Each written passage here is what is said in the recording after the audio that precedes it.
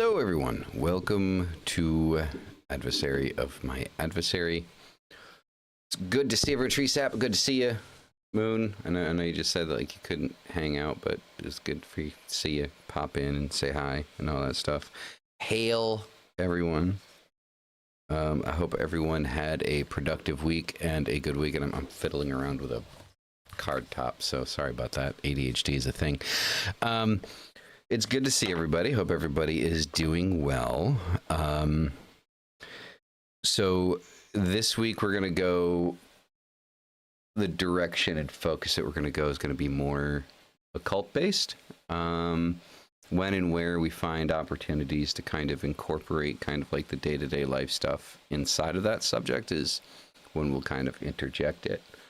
So yeah, but to start out the show, Dyra is going to do a reading. Almost gave you like a bro tap on the shoulder. Like, that would have been weird. Yeah, that would have been very weird. Okay, so let's look at what's going on at the moment in our interpersonal relationships. Oh, hello. Well, 3 fell out there. I'm not going to take all 3 out. So today I am using the Goetia deck, which comes in this nice little box. And yeah, I chose it because I thought that it was very relevant to today's topic. So it's Goetia Tarot in Darkness, a deck by Fabio Listrani. And it's very dark themed. It's all kind of black and white. So the first card we have is Strength. Can't really see it that well. It reflects quite badly, but yeah. We have Strength in reverse. And this is represented by the demon Ippos. So what Strength in reverse says to me is that there's some kind of self-doubt or insecurity, so that we could be experiencing in our friendships, our romantic relationships right now. That's kind of the introduction here. That's sort of the theme. Then we have 4 of Cups, which is upright, and this is the demon on this card is Hagenti or Hagenti, however you want to say that. 4 of Cups is kind of like in the Rider-Waite Tarot, we have as the 4 of Cups, the imagery there is of the man sitting against the tree, and there's this hand that's trying to give him the cup, but he's not taking it. He's sitting there with his arms crossed, which what that tells me is that with regards to these feelings of insecurity and doubt, we are isolating ourselves. We're not communicating with people about them. We're not, we're keeping it to ourselves. We might be in a little bit of kind of self-pity, or we might just feel like we're going to be a burden if we voice this stuff. So that there's this kind of wall that we're putting up around us, which could be like a self-preservation thing as well, but ultimately that is blocking communication. So the last card in this reading is 3 of Cups, and the demon on this card is, I can't fucking read that. I can't say that one. And so the 3 of Cups is all about community coming together. So this basically saying that community is going to be the resolution to these feelings. Feeling a part of, stop isolating yourself from other people. Stop feeling like you can't share your problems with others. Stop feeling like people don't want to hear about how you're feeling or what you're going through at the moment, because they do. And there's kind of like this element of I don't know, it's not self-importance, it's isolating yourself because you feel like your problems are too big or too troublesome, and they're not. So the take-home message here is don't be afraid to share the load, because this can actually be used to bring you closer together with your loved ones. Sounds good. I mean, my initial reaction to kind of like the idea that, like, you know, feeling like people don't care about, you know, what you got going on, for as bad as it's gonna sound, is most of the time people don't, like, unless they're like people that are like obviously like, you know, immediate family, or, you know, like a partner, and then even then, you know, there's the probability that they really don't care. And I think that that's kind of like, you know, a fear that like a lot of people kind of fall into, is like, you know, when it comes to talking about their ideas, expressing their ideas, things like that, is like they just have this sensation or feeling that people just aren't going to care. It's going to be a burden on people, you know, like it's that whole kind of fear of rejection kind of thing, you know? And that's what the first card was reflecting. Was to kind of stop being a dumbass. No, those feelings that you just said, that's what the card was saying. Interesting. So yeah. So anyway, so that deck was definitely relevant to today's discussion, because we're going to be talking about kind of like the Goetia, and then kind of like with the concept of beyond the Goetia is more like not necessarily outside of it, but deeper into it, in the sense of, so we have like the demonic entities, which are like the popular ones, right? Belial being one of them. Lilith, I think she's not the Goetia. No. Like who else? Popular demons of King Payman. Yeah, Payman's probably the most popular Goetic demon. Thanks, Hereditary. I don't know. I think it's always been that way, though. I think King Payman's nature and his abilities are very appealing. Astaroth's pretty popular. Beelzebub. Not Goetic. That's not go, but Beelzebub is a degraded form of Baal, or Baal, who is a Goetic demon, but he's not called Beelzebub. Beelzebub is like a different emanation of Baal. Okay, but so, I mean, still related and to... they manifest very differently as well, in my experience. Okay. What else do you think is popular?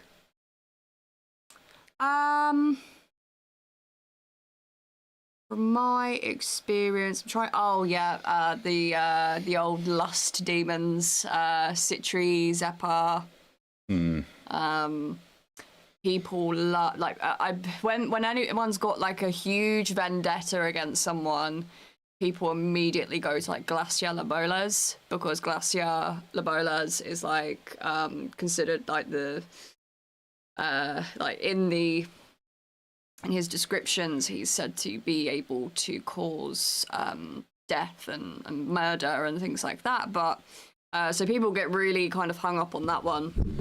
But it's kind of like that's the only way they start viewing him. It's like he's actually really good for just like general like occult knowledge and a lot of other stuff as well. So yeah, it really depends what people's intentions are. Yeah, I'd say those are probably...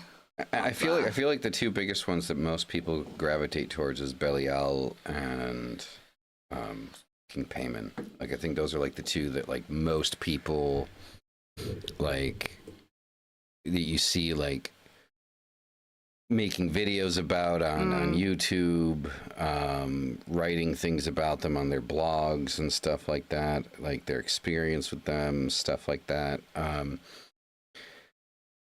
And I feel like everybody else kind of gets left behind, you know, like I would say, in my opinion, the biggest and most popular would be Belial. Right. And I'm sorry. And I know I'm going to piss off a lot of people saying this. Belial is not your demon daddy. Like the amount of people that I have spoken with or I have heard that live in this delusion that they have some type of interpersonal relationship with Belial, and that Belial actually gives a shit about you and your feelings, and whether or not someone is trying to harm you or treating you correctly. Like it kind of irritates me. Like, I'm just gonna be honest, because there are people that will be like, literally like you know, yeah, I had this bad interaction with somebody at the gas station, and when I got home, Belial was like, yeah, I'll fucking kill him for you. He's like,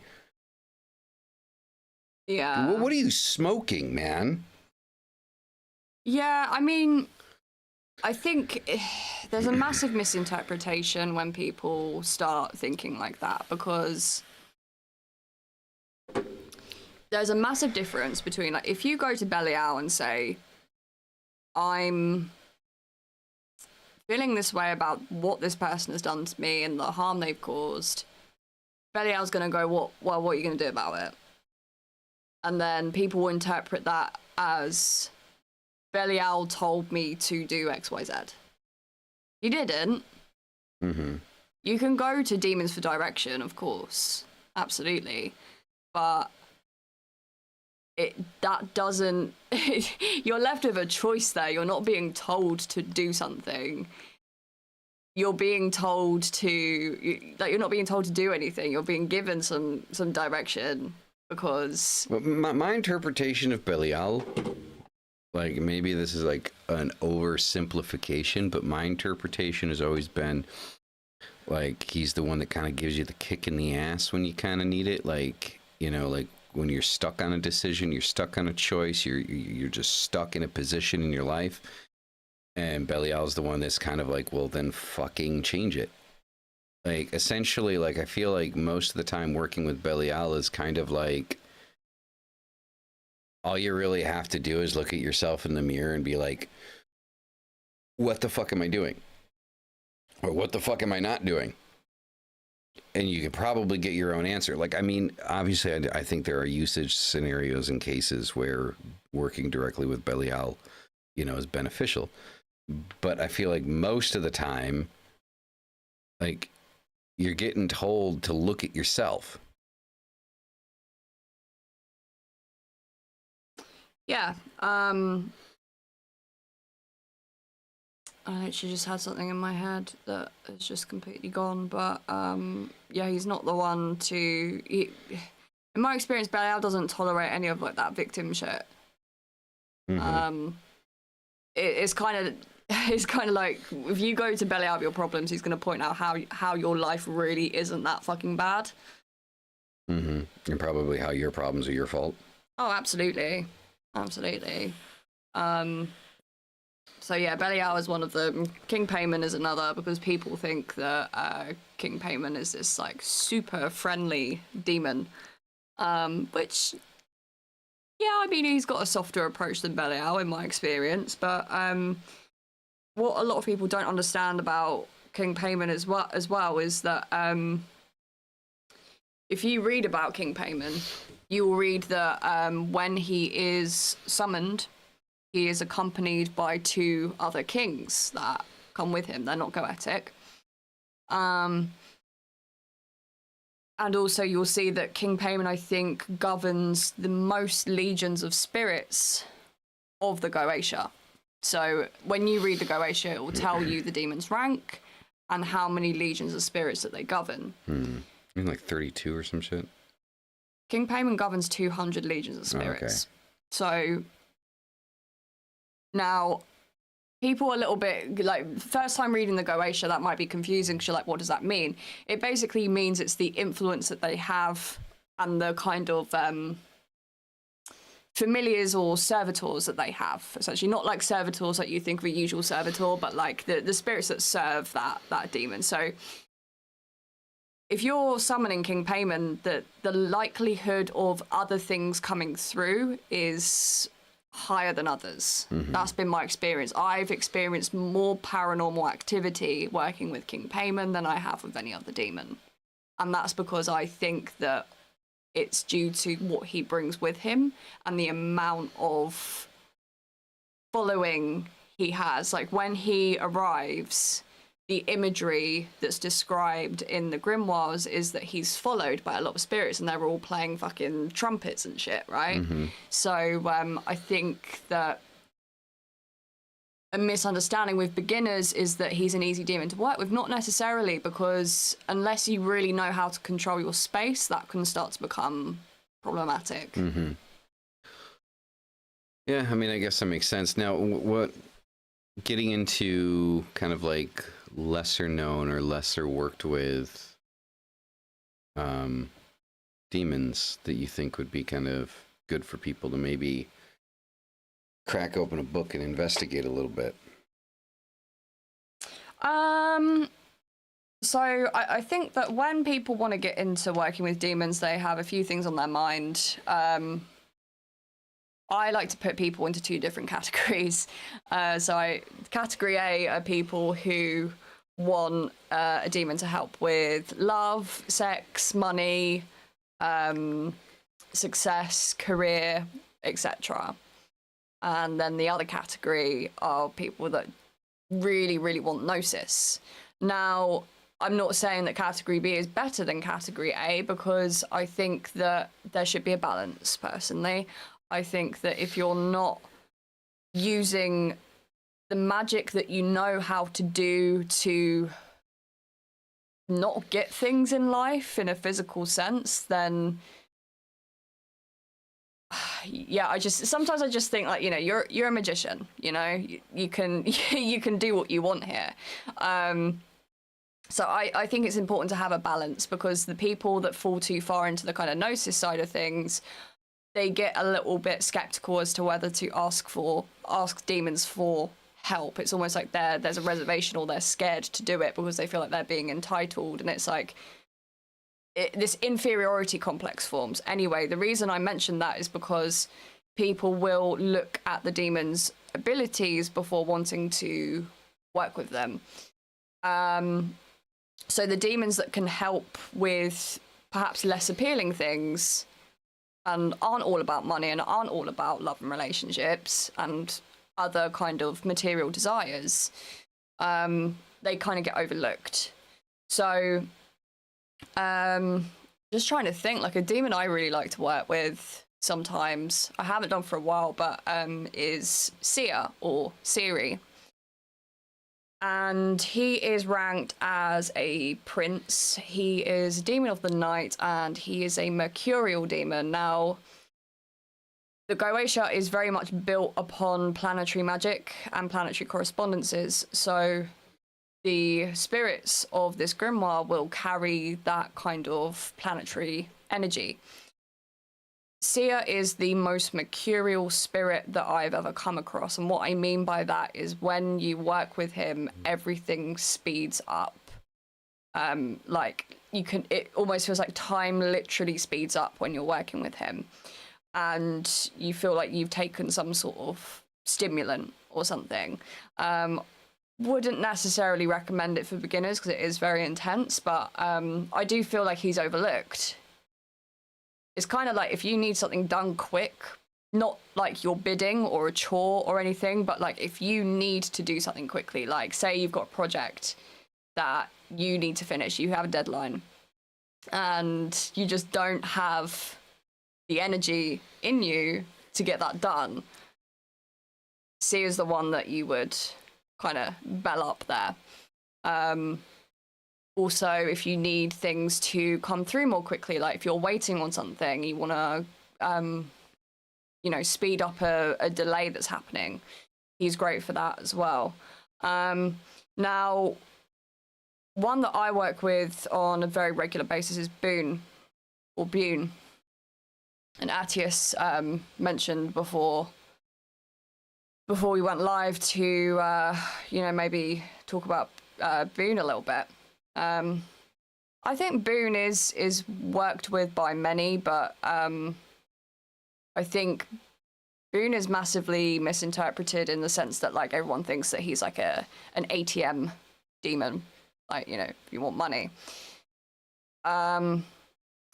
He's also great at necromancy and shadow work and divination, connecting with ancestors, that sort of thing.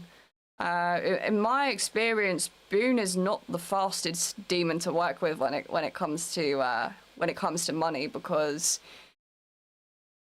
Boone is a Venetian demon. He's of Venus, and I'm saying he because he mostly comes in male form to me. I have also experienced Boone in female, and some do experience Boone as mostly female, but for me it's mostly male, or masculine rather. And yeah, because Boone is of Venus, he's all about very high quality work.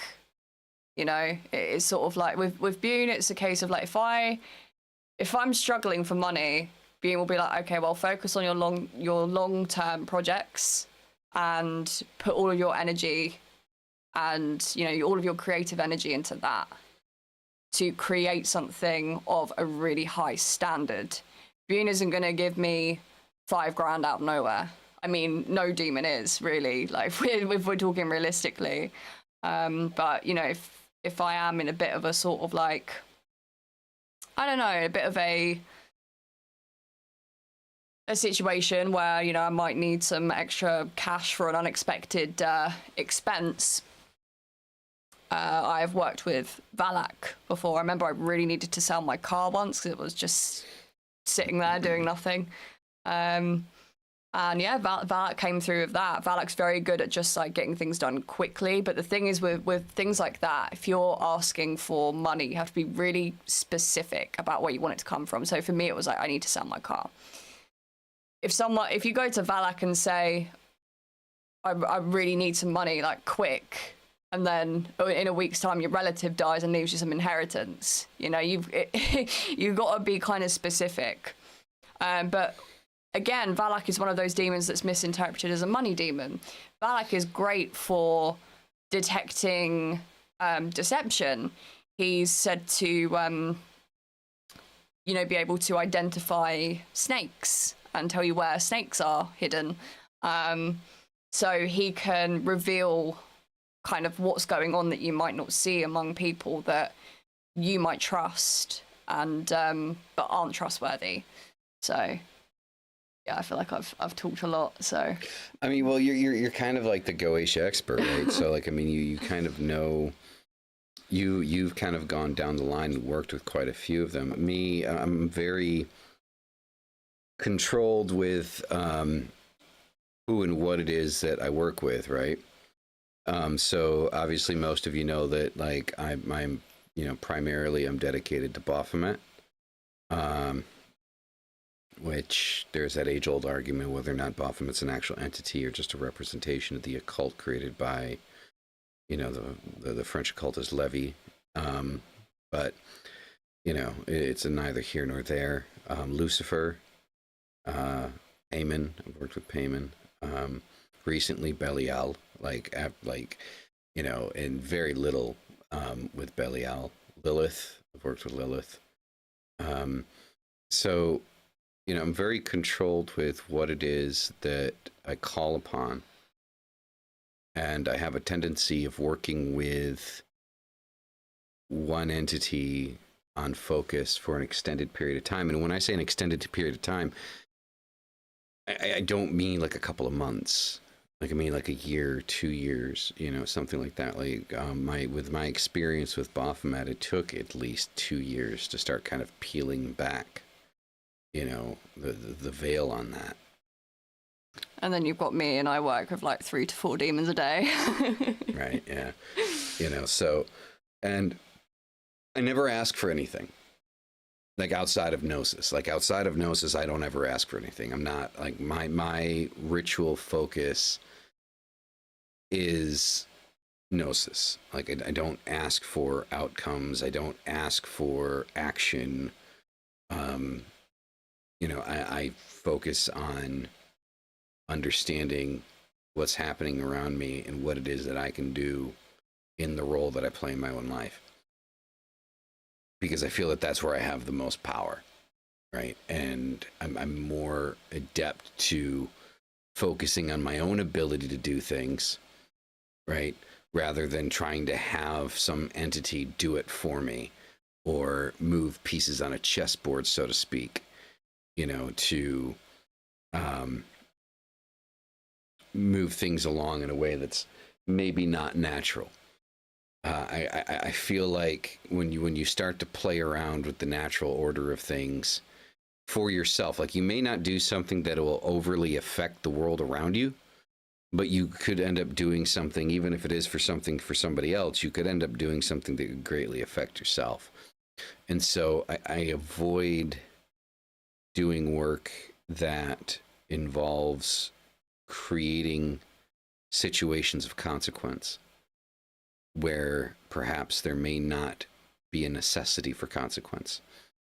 And when I say necessity for consequences, that doesn't necessarily mean undeserving of consequence to, like if you're doing like a hex or a curse for someone, it doesn't necessarily mean that that person is not deserving of the consequence, but it is to say that at that time, that consequence is unnecessary. People have a habit of kind of fucking themselves in the ass when it comes to bad actors. Right? Eventually, look at, for example, look at P. Diddy. Right? That wasn't somebody doing a hex or a curse on him. That was his own evil coming back to bite him in the ass. Right? He fucked up somewhere down the line and he got caught. Now everything that he's done is coming to light. Now, does that save the amount of people that were traumatized by whatever it was that he had done to them? No. But that is, he created that scenario, right? He brought it to himself. And again, this isn't to say karma. I'm not saying karma did it, because I don't believe that karma works the way that most people think that karma works. Karma does not work, in my opinion. Karma does not work in the sense of you did something bad, so something bad is going to happen to you. Karma is what you create for yourself. You do something bad, you feel guilty for doing something bad. That guilt is what forces you down a path for something to come back and bite you in the ass because of something that you did, because of the guilt that you have for it. So you force penance upon yourself. It's your karma, the karma that you create, which is why, like Dyra said in one of our previous episodes, I think, is it why there are so many successful bad people in the world, because there are bad people that feel no remorse or guilt for the things that they do, and henceforth do not create the karma that we'd like to see them to suffer. But anyway, going back to the whole demonology aspect of things, I think there's validity in working both ways. I think there's validity in kind of going down the line and working with various different entities at the same time. And I believe that there is validity in becoming a devotee. So, and I think that there's also, I think when we use the term, because we talked to Shay, is it Shay? Is that how you pronounce his name? Yeah. Shay a while back, and he kind of mentioned like the concept of working with, right? And I would extend what he said and say that when we work with something, we work with it on short term. That's not dedication. That's not reverence.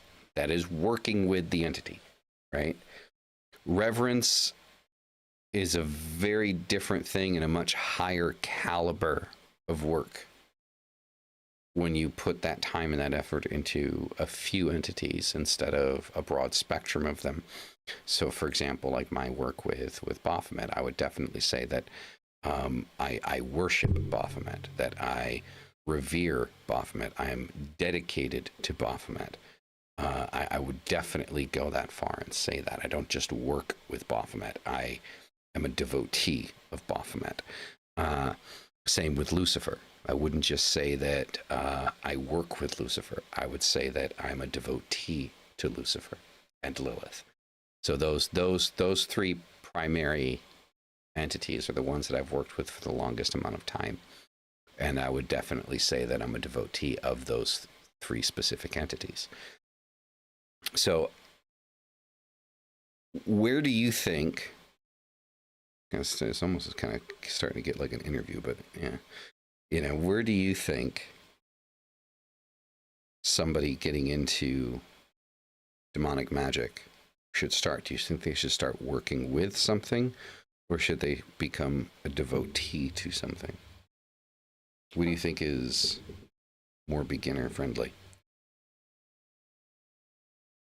I don't think you should jump into any kind of devotion straight away. Okay. Because something that me and you have talked about a fair bit is like, you don't really know what demons are and what they want. Mm-hmm. Therefore, I feel like you really need to get to know what you're getting into before you make a decision to be like, okay, I'm going to be devoted to this demon or that demon. Like, no, research, look around. Like, yeah, I know I'm making it sound a little bit like Tinder, but like, that's not what I mean. I mean, like, explore it, because what's right for me might not be right for you, and what's right for you might not be right for me. Mm-hmm. Like, True. we all have like a different thing that you know, we need to be working towards. And the thing is like we gel better with certain entities than others. You know, the energetic compatibility, that's a thing as well. You know, we will inevitably feel more drawn to working with some more than others. I have a question for you, because you said about how like you don't ask for anything. Mm-hmm.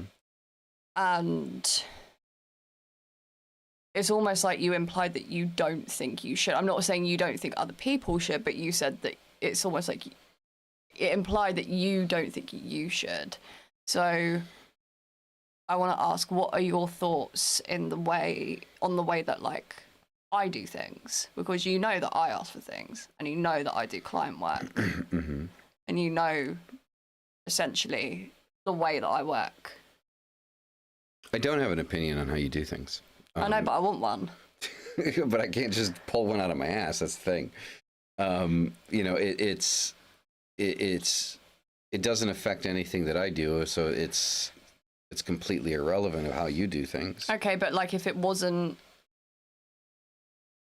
Okay, so say we were to do an experiment, and you were to start working similarly to which in the way that I do things, what do you think would present itself as an issue, or a point of maybe energetic conflict? I don't know, or internal conflict? I don't think there would be one. I mean, you can work both ways, right? It's not one is right and one is wrong, and there's a moral complexity to it, because there isn't. No. It's just, I have found that in the work that I do, what I need to have happen generally happens because of the connection that I've built with the entities that I focus on. Mm-hmm. So if I need guidance, usually Lucifer will step in and kind of shine a light and say, move. You know, if, you know, I need balance, you know, in decision making, to balance my brain, my emotions, my whatever, Baphomet usually just kind of steps in without having to be asked, you know, to show what that balance is, right? Lilith. So I would not describe Lilith. Lilith is a bit more of a complexity. So Lilith is sensationalized as being the feminist demon, which I suppose to a certain degree she is. I don't think that that's necessarily an inaccurate concept. That doesn't necessarily mean that men cannot or should not work with Lilith. Lilith is generally, you know, in my experience, from what I've seen from other people, most people describe Lilith as a very aggressive demonic entity. Lilith for me has been kind of like a support beam in a lot of the things that I do. And when I started working with Lucifer, Lilith kind of came through in a couple of the rituals that I did with Lucifer. And she kind of was present simultaneously and was more kind of a rock, I suppose. Kind of like keep your focus kind of thing. Like almost like Lilith, like working with Lilith is working with determination, I would say. And that's the thing about working with demons as well, is they will make recommendations. Like, they will point you towards other entities to work with. Like, the amount of times Astaroth and Belial have been like, work with Lucifer on this. Or like the most the most common one I get is the demons that I work with will actually be like they'll kind of point me towards working with Santa Maite on stuff. So that's a whole thing as well. The reason I asked you the question about like your sort of thing where it's like, you know, you don't really feel the need or the want to do the kind of like lower magics when it comes to working with demons. It's all more about like the higher gnosis and everything. I asked that because some notice I got from working with Marbus once was that remember that you are a magician and you have access to things that most people don't. Therefore, you are in no position to be a victim about things in your life when you know how to create change. You know how to create and destroy. So therefore, when I see someone, usually online, like a practitioner, like or like someone that, you know, decently well versed in magic, and they're complaining about some kind of life circumstance, I'm just sort of like, oh, well, you're a magician. Like, I don't think that, like, sure, yeah, we all, like, we're human beings, we can all moan and complain about shit, but at the end of the day, after half an hour of doing that, what are you going to do about it? So I don't think that, for example, like, I'm just going to use money as an example. Like, if you're struggling for money, but you know how to do a money spell, then do it. And when it comes to the idea of like, oh, asking demons for favors or to do things for you, that's not how it works. You have to put in the legwork as well. Like, because if I sit there and ask a demon for money, but I'm not putting any effort into the channels in my life that are able to bring me money,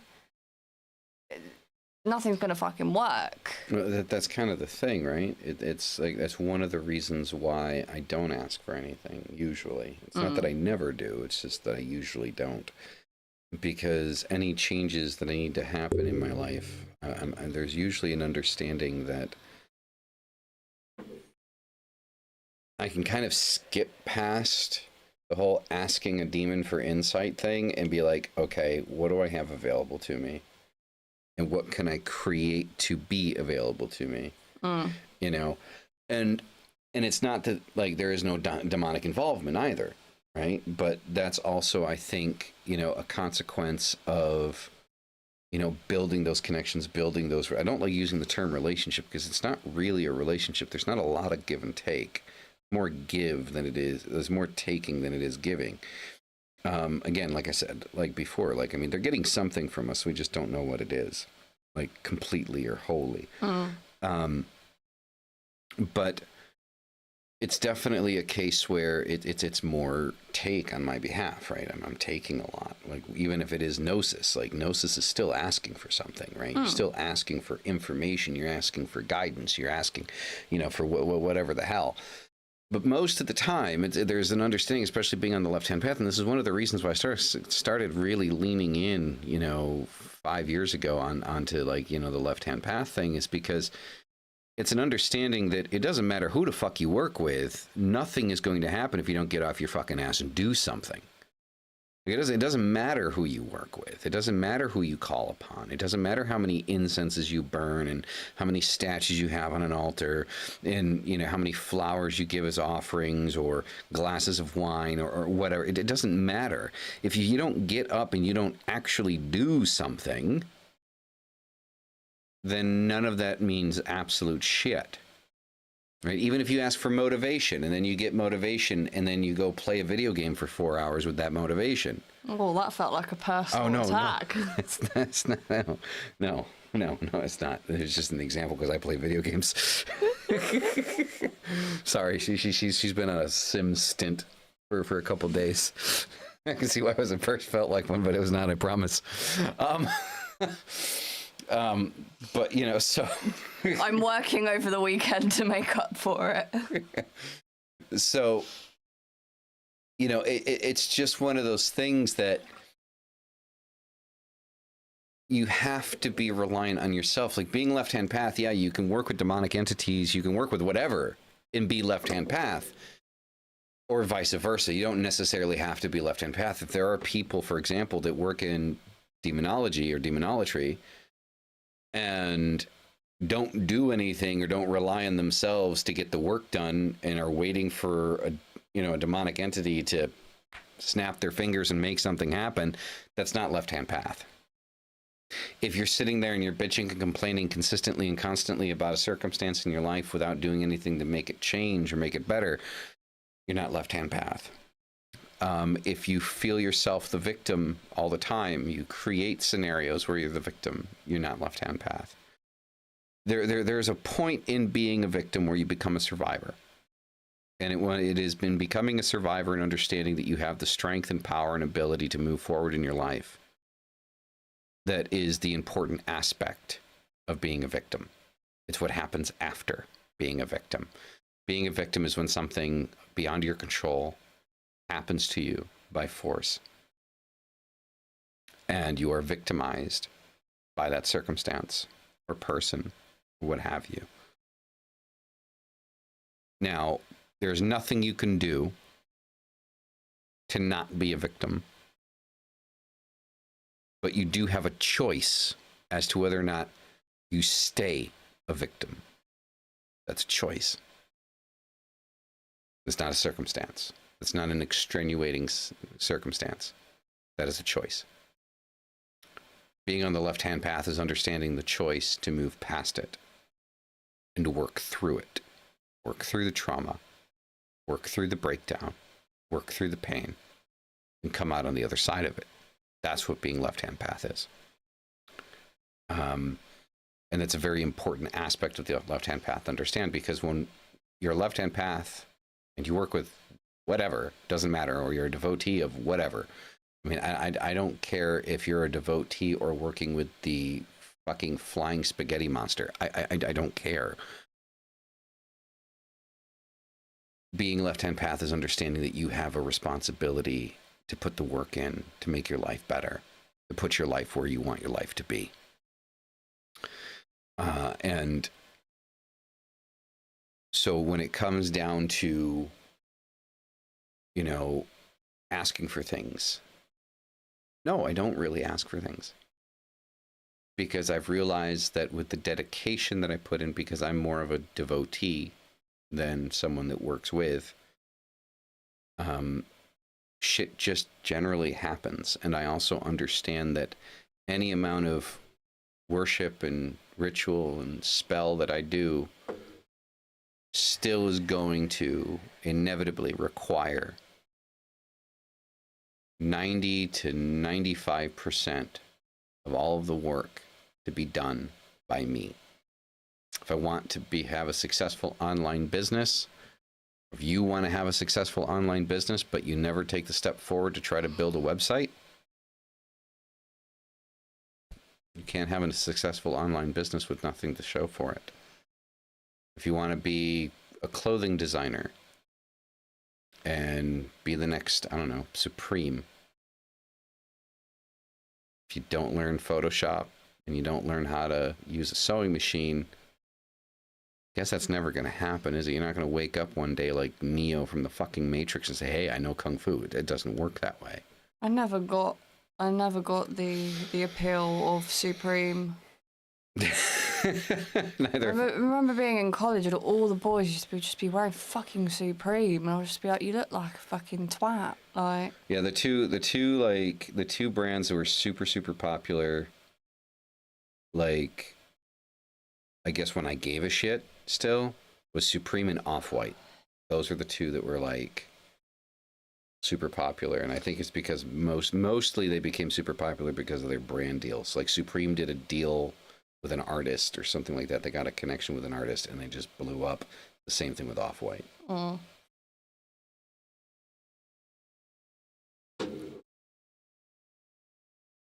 Anything to add?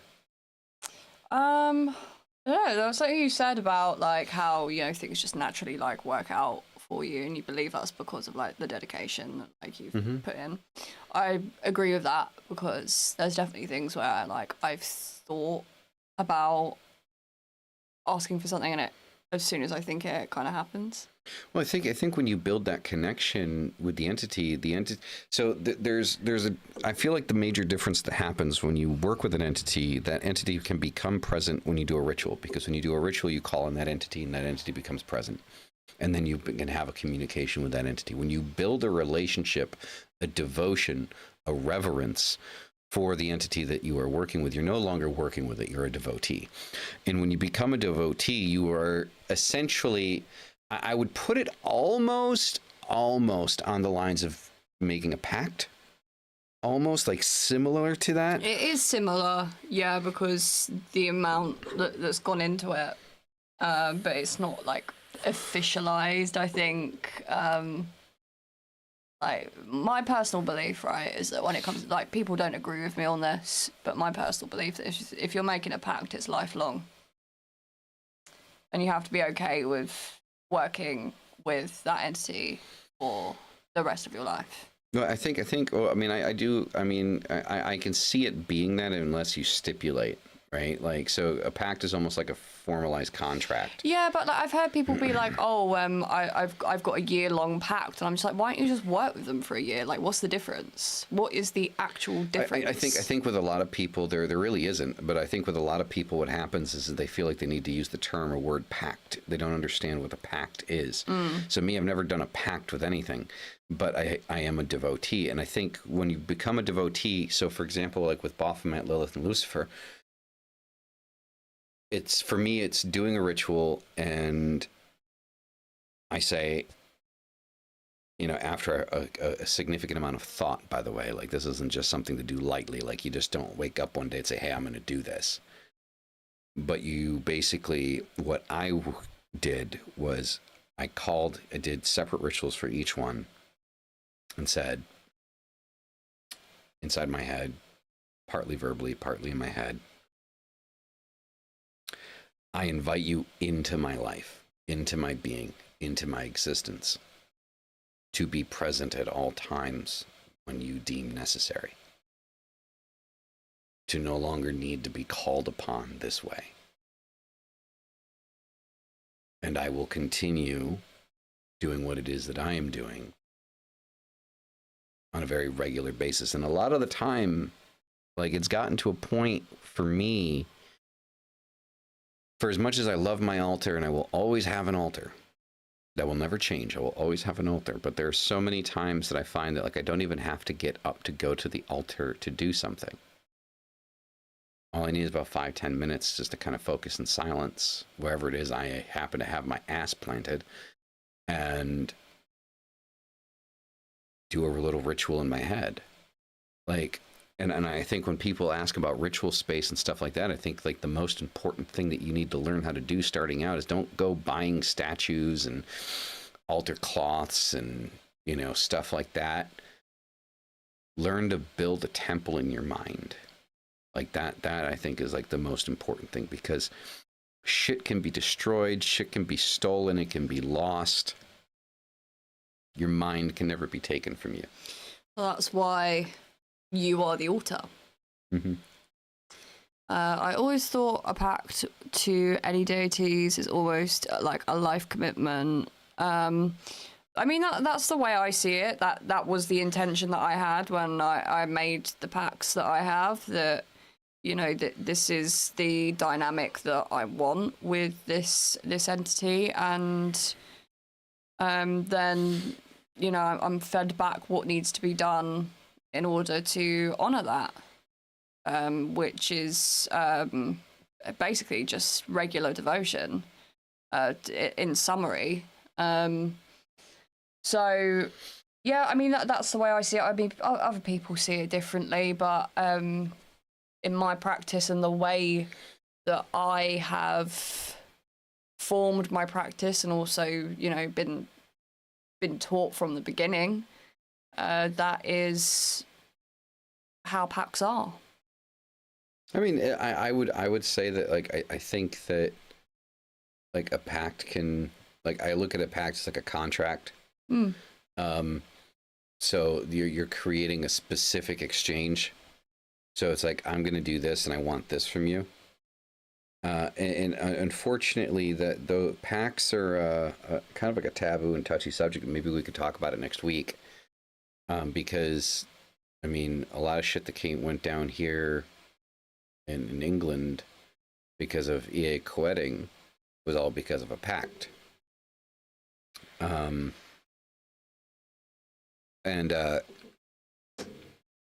Yeah, it's kind of disgusting that people kind of take it to that level. Yeah, I mean, people always have, though. I mean, it's a strange thing. Like, I mean, I guess we can kind of cover it a little bit, because if you think about ancient cultures, think about the Mayans, you think about the Aztecs specifically. Like, I don't know about over here, like the Celts and stuff like that, if they did any shit like that. But probably. Right, but like definitely like the Mayans and the Aztecs, because we have like documentation of it. Human sacrifice was a big thing. It was an honor. It was an honor to, like, you know, be chosen for sacrifice. You know, and usually there were multiple people sacrificed, and like inside of like those sacrifices, there's usually always, you know, a female sacrifice, and they're usually young, beautiful, and untouched, and they were considered like the highest prize that could be sacrificed to these gods. Obviously, like, modern day society has, you know, we've realized kind of how fucked up that is, but back then it was an honor, right? At least, I mean, how it was described is that, you know, if you were chosen, like if the, you know, the lottery was drawn and your name was drawn, you know, and I'm not sure how they did it, but I'm just using it as like a bullshit example, you know, people were fucking thrilled. You know, makes me think of that movie you made me watch, Midsummer. You know, like people that like burned in the hut, like they were happy that they were gonna fucking die in there. You know, they're like, yeah, like, you know, like, you know, so that whole movie, I was like, dude, just fucking leave. Just the whole movie, just leave. It's a cult. Get the fuck out and make you drink the Kool-Aid. So, but yeah, I mean, so if you look at it in terms of kind of like medieval magic, or even like before that, what that psychopath did, you know, fit the parameters for, like, you know, some old school fucking magic.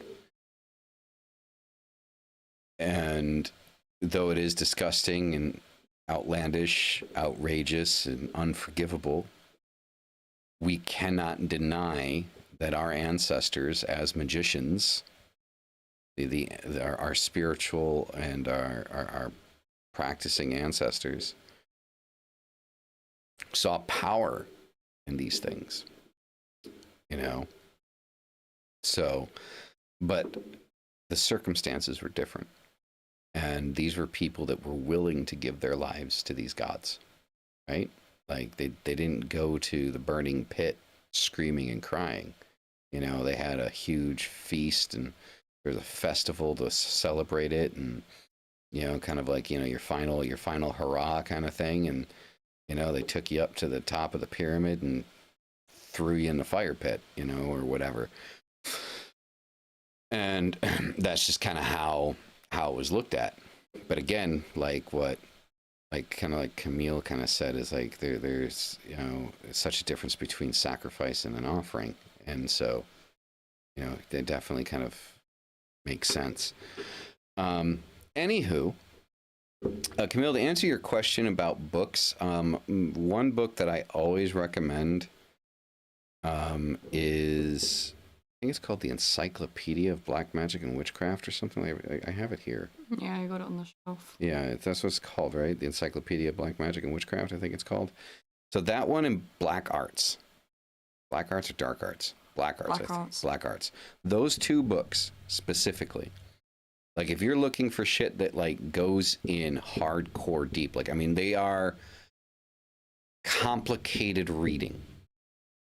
Like I'm just gonna say that they do not read like a how-to guide. Like it's not Wicca for Dummies, right? It's not Scott Cunningham's Wicca, or you know, it doesn't read like that, right? These things do read very much like encyclopedias. And what I liked about, I think it was the Black Arts book, is that at the end of every chapter, the source material is listed at the end. So like if you want to look into anything that's being talked about, you can check the source material of what they use to get the information that they have in the book, which is something that I really appreciate that I don't see in a lot of books. Because unfortunately, what happens with most occult books is there is what I like to call the occult template, right? So you take Scott Cunningham's Wicca, right? You use that as a template and then you fill it with your opinions. And because it's your opinion and because it is your experience and it is written 100% anecdotally, there is no, you can't argue with it, right? But it's also, like I said, it's an anecdotal experience. So just because it worked for the writer, for the author, does not necessarily mean that it's going to work for you. And so what I really appreciate about the Encyclopedia of Black Magic and Witchcraft and Black Arts is that they are very encyclopedic. They are very, as a matter of fact, this is through history and it goes way the fuck back. Like beyond anything that we would see in the last 20th century, right?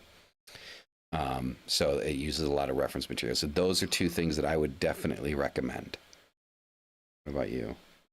What would you recommend for like a deeper guide? I don't really know. It really depends on the topic. I don't think there's like anything I've read that's like absolutely all encompassing. Mm-hmm.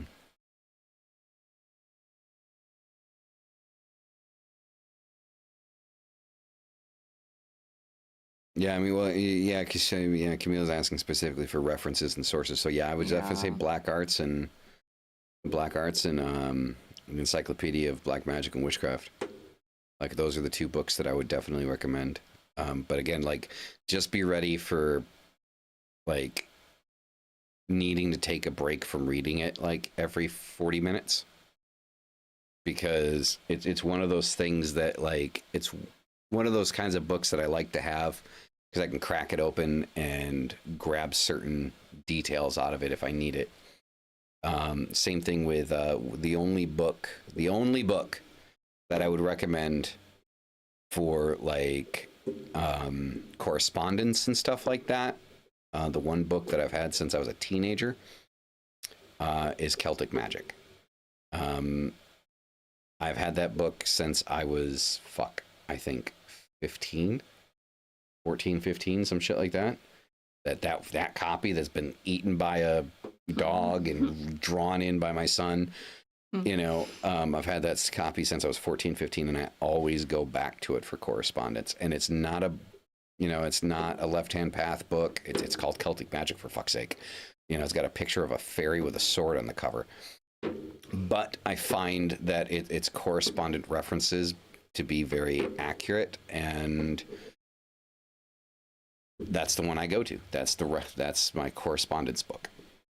So it's got a very comprehensive correspondence list in the back of it. So those would be my recommendations.